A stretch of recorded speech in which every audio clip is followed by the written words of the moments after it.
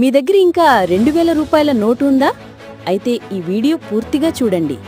2023లో RBI తన clean note పాలసీలో భాగంగా మే 19న 2000 రూపాయల నోట్లను చలామణి నుండి ఉపసంహరించుకుంటున్నట్లు ప్రకటించింది.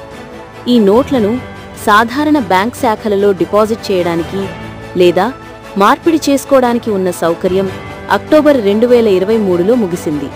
అయితే మీ దగ్గర ఇంకా 2000 రూపాయల నోటు ఉంటే మీరు ఈ నోట్లను భారతదేశం అంతటా ఉన్న 19 ఆర్బీఐ జారీ కార్యాలయాలలో నేరుగా డిపాజిట్ చేయవచ్చు లేదా మార్పిడి చేసుకోవచ్చు.